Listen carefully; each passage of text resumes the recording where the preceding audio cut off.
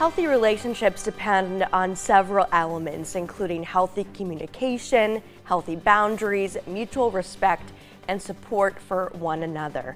But here to talk to us about the warning signs of a relationship may be gone wrong, here is Lindsay Pingle with the Iowa Coalition Against Domestic Violence during Teen Date and Violence Awareness Month. So first off, thank you so much for joining us this morning. Thanks for having me. To talk about this very important issue.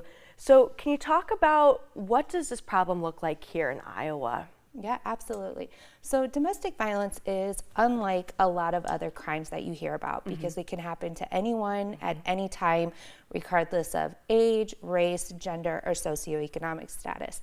Last year, through our network of statewide 22-member programs, we served just over 29,000 individuals. 137 of those individuals identified the crime against them as teen dating violence.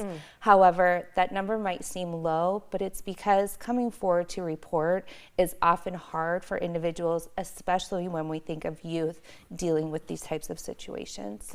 Is it hard to know what that looks like, or what can we be looking for? Absolutely.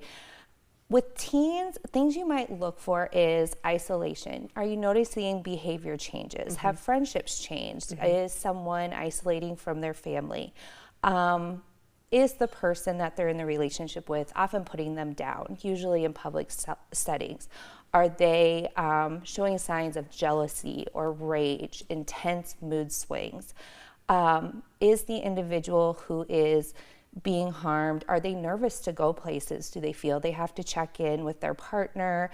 Has their social media or their email or their phone been hacked? Is someone getting into it without their permission? Or are they being stalked or harassed online? Because social media, we know, is a tool youth use, and it is can be a very dangerous tool for someone in an unsafe relationship. Absolutely. So once identified, what are the next steps? What are the next steps? If you are a parent or a teacher, just someone in this life, the first thing to always do is believe them. If someone comes forward and says they feel uncomfortable or this has happened in their relationship, we don't have to ask any questions except we believe them, we're sorry this is happening, and to reiterate, this is not their fault.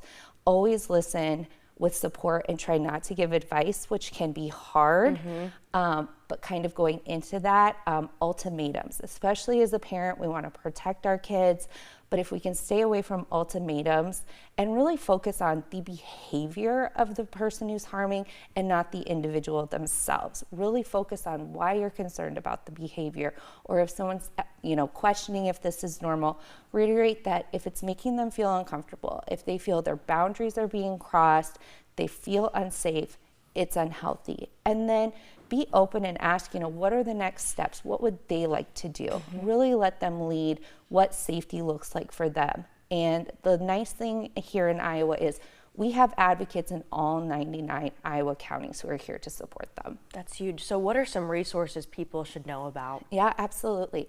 A resource I really like to use for youth specifically is a website called loveisrespect.org. It is organized by youth. Youth are on chat lines, on the call center.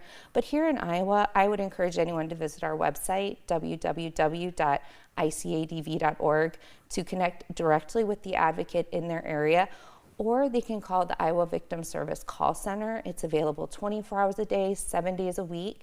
Or you can text Iowa Help to 20121, and all services are free and confidential. Okay, so you're helping a lot of people here in the state and hope to help more. It's Advocacy Day tomorrow? Yes. Tomorrow, we, with our colleagues at the Iowa Coalition Against Sexual Assault, will be at the Iowa State Capitol talking to legislators about the importance of investing $10 million this session in victim service. Wow. Those dollars go directly to help individuals all over the state with the resources and support they need in order to be safe. Okay. Well, Lindsay, we'll be sure to link those resources Great. on our website as well. But thank you so much for coming in this morning. Thank you for having me. We appreciate the information.